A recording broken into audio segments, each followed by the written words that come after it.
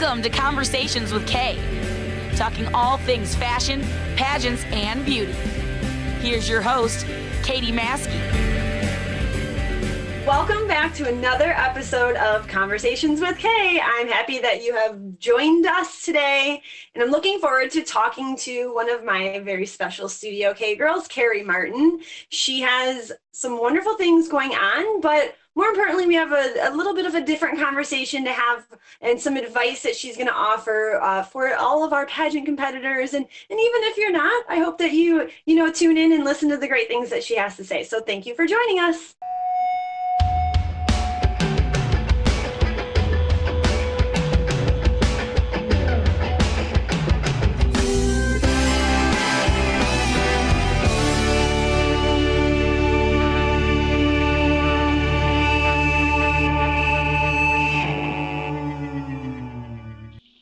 Welcome to the show, Keri. How are you doing today? Doing so well. How are you? I'm doing good. I'm so glad to have you here. Thank you for taking some time out of your day to talk with me.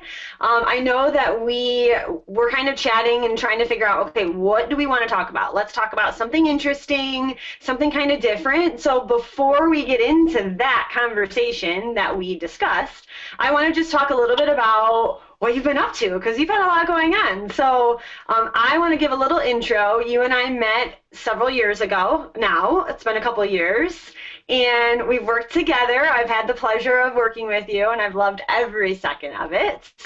And you've won some titles and not won some titles, but where has your pageant journey started? When was that? So it's actually pretty funny because I started watching Collars and Tiaras. And oh boy. TV, and I was like, yes, and I was like, that's where I want to be.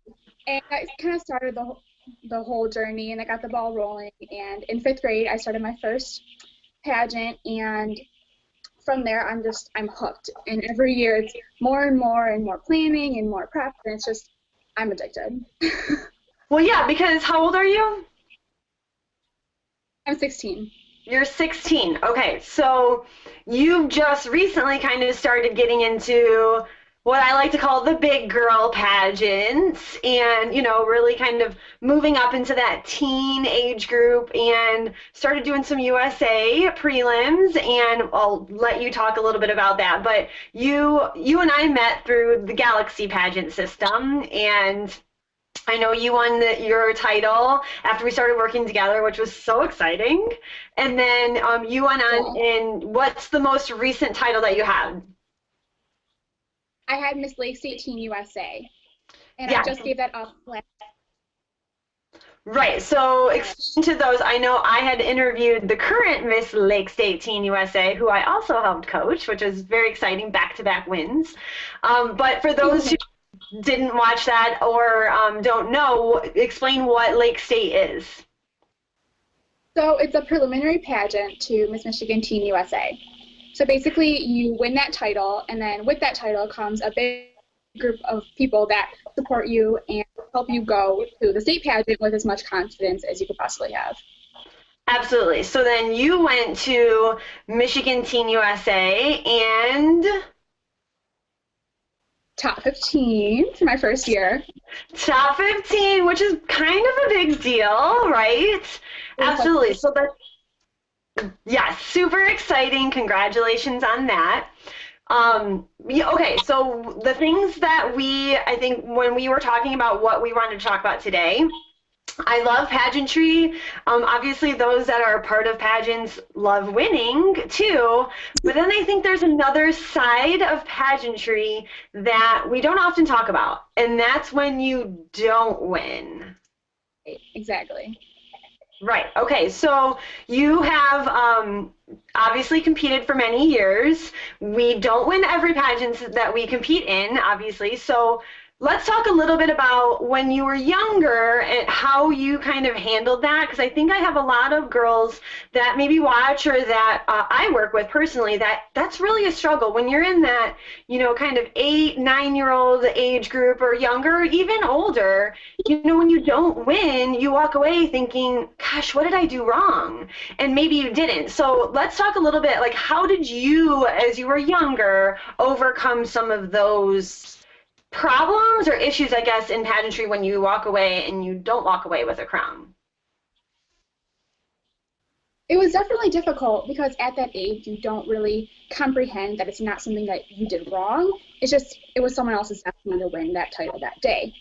And it took me a long time to realize that, but my mom kept pushing it, and she just wanted to push me to get back out there, because getting back out there if you didn't win is grow your confidence even more. And she just wanted to make sure that it didn't hurt my self-confidence that when I didn't win. So if I went back and competed the next year and I did win, it would make everything so much better. I think that you hit the nail on the head there, absolutely, that you can't give up. And it's hard for a lot of people. I mean, no matter what age you are, it's hard to walk away and feel like, what am I doing wrong? Why didn't they choose me? And it really isn't a matter of, and I know we say this in pageantry, different day, different pageant, different outcome. I feel like we say that all the time, but it's so true, because you could have nailed everything, been spot on, and it just wasn't your day. But the one thing that a lot of girls do take away then is the desire and the drive to want to continue on and do even better the next time, or work harder, or practice more, or, and it really can, in an odd way, when not winning can really help you more in the long run, because it does push you and it makes you want that even more. Exactly. So as you get older, then I feel like we tend to understand a little bit more. I think, like you said, when you're 8 or 9 or 5 or 6 or however old, you don't really understand what you did. And you walk away thinking, well, where's my crown? Or, when do I get to be standing there, and they're putting that crown on my head? You just tend to understand more as you get older, but it definitely doesn't mean that you're okay with it more, but like we were saying, like, you can really push yourself harder. So how were you then able to take some of those losses that you've had in your life and put that into your pageant prep now?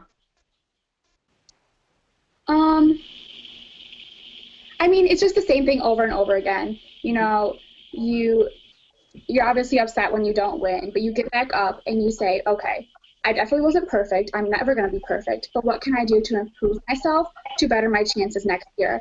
And that's just something I take away every year, and every year I try to grow and better myself so that I can go into the next pageant feeling as confident as I possibly can. I love what you're saying is what you're not saying is you're not talking about any of the other competition. And I think that's really important to mention, because when you don't win, it's not necessarily because somebody's better than you. It's not. Maybe they were just more fit for that system that day, whatever. But it's really important to say internally, I'm going to work harder, I'm going to push myself, and you can't focus on the competition. I mean, that's the one thing that you haven't mentioned in all of this conversation is, the other girls, the other people, the other competitors, because it really is, you are, as cheesy and as cliche as it may sound, you're in competition with who? With yourself.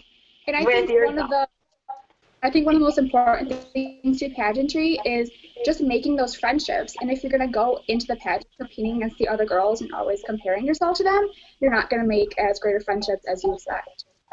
You're so true in that. If you go in with these preconceived notions, or, you're thinking like, this is my competition, you're in competition with them theoretically for like 1 or 2 days, right? I mean, maybe some pageants are like 4 or 5 days, whatever, but you could be shutting yourself off from a lifetime of friendship with this person because you're so worried about these 2 or 3 days of competition against them.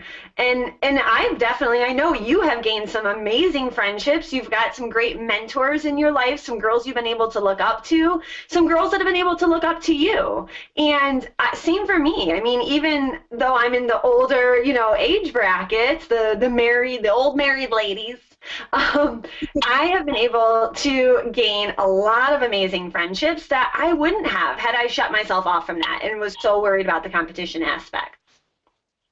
Totally. I'm glad you brought that up. So thank you for bringing that up. Okay, so what would you say then would be your biggest piece of advice for a girl that has been in the first runner-up status for the last several years? I know that sometimes and when I'm saying first runner-up status, that means some of those girls that have been competing and they're consistently placing maybe in the top 5 or even placing first runner-up, but they're just starting to feel a little defeated. What's some advice that you have for that girl?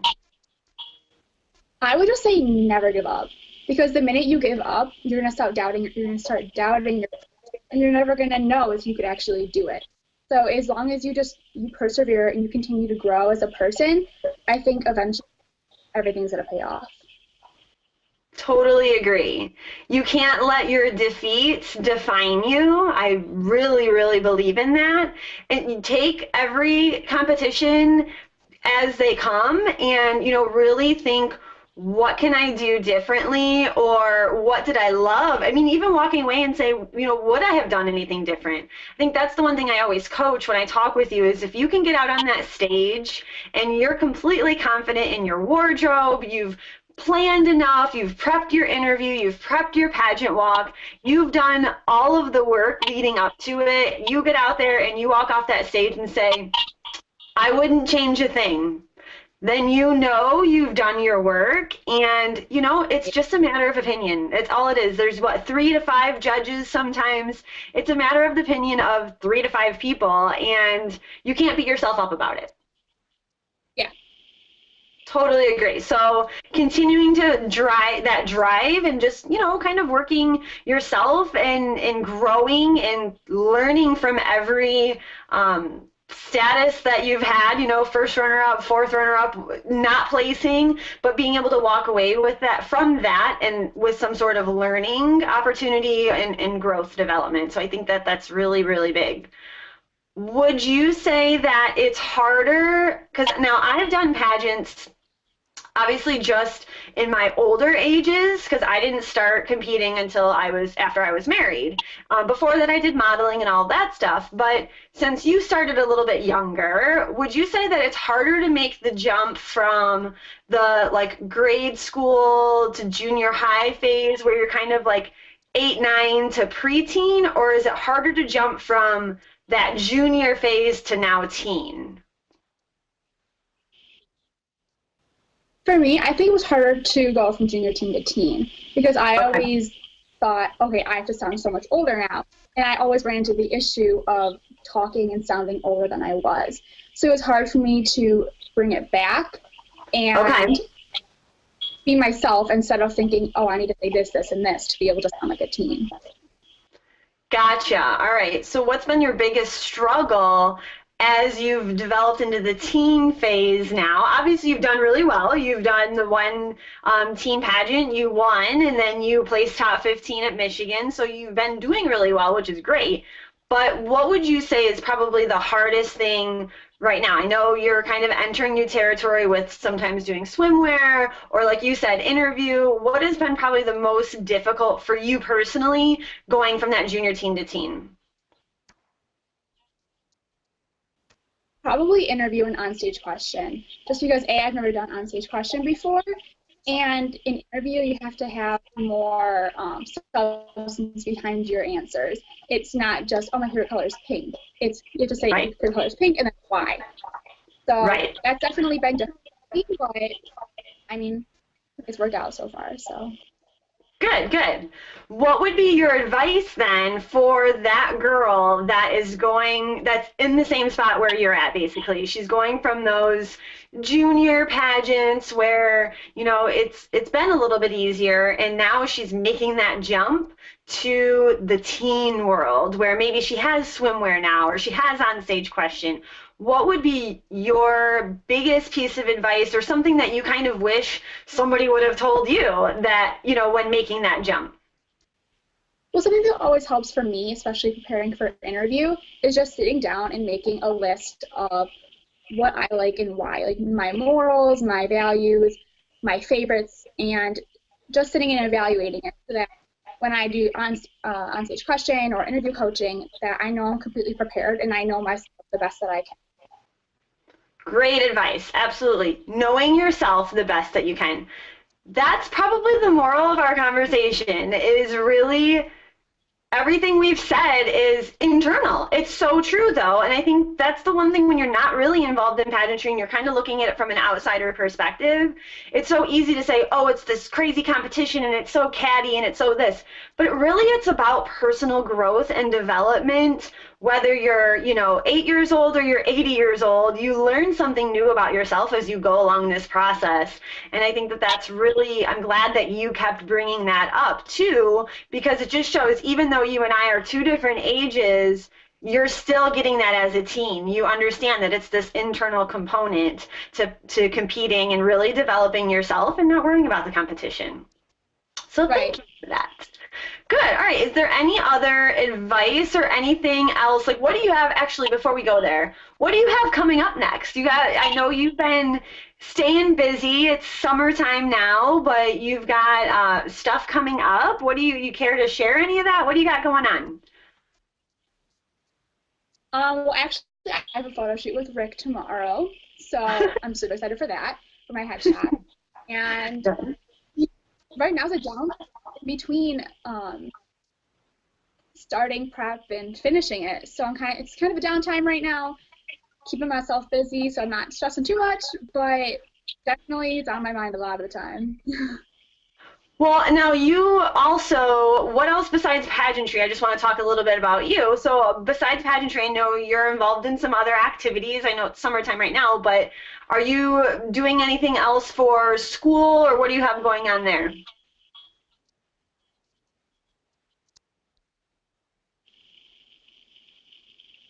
Oh, I'm sorry, totally just blanked out. I didn't hear that question. Oh my gosh. I thought I lost you. I was like, wait a minute, is she going to answer me? Okay. So other than pageant prep and photo shoots, what else do you have going on? Because I know you are involved in some stuff at school. Do you have to do any, tell the audience what else you're involved in. Tell us a little bit more about Keri Martin.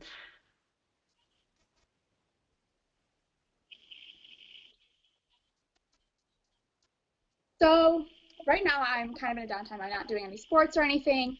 I'm trying to hang out with my friends. I just recently got my license, and my parents they didn't get me. They helped buy me a car for my birthday, so it's easier for me to get around that way.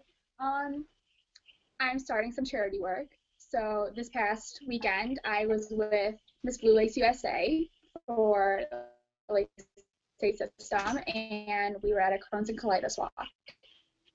So I'm going out and supporting as much as I can. Good. So you're staying very busy, that's for sure. I just keeping myself busy. Good, good. Okay, well, I know I can't wait to watch your journey, and as you continue on the path of pageantry or, what your volunteer work, I'm excited to hear more about that too. But before we leave them, do you have any last advice for everybody? I would just have to say, when you go through pageantry, make sure you have an awesome support system behind you, because it's definitely not an easy journey getting up on stage in a bikini or doing an on-stage question. So if you have people behind you that are always going to support you, it's just going to make your journey so much easier. Awesome. Thank you, thank you. I appreciate you had great advice, great tips. I love everything that you had to say, especially how we kept going back to, pageantry is more about your personal growth and developing yourself and not about that crazy competition, even though everyone wants to think that. So thank you, Keri, for taking the time to chat with me today. I'm so excited for everything you got going on, and I can't wait to watch what's next. Thank you so much for having me. Yeah, thank you. Have a good day. I'll talk to you soon. Bye. Bye. Hey y'all, it's Hot Rod, and I'd like to thank you for joining me here on the Avail Network. Please check out all the great things that are happening on Avail. You can catch my Rodcast right here, one of the great new networks, Avail. Check it out. Special thanks to Keri Martin for spending the day with me and chatting with me and having a great conversation. I loved everything that she had to say, especially just going back to, competition. There's so much more than just those couple of days of competition. You really can make some really lasting friendships. I know we've talked about this before, but she definitely brought that back up. And it was a great reminder for everybody. You can make some wonderful friendships. And, don't take those losses as a negative. Learn how you can grow from them and develop and really just internalize that and keep pushing yourself and don't give up. I think that's probably the most important piece of advice. If you walk away with anything after listening to our conversation today, do not give up. Keep chasing your dreams and you will go far. It will happen for you one of these days. I promise. Just don't give up. Thank you again for tuning in. I hope you have a wonderful day. Thanks for watching Conversations with Kay.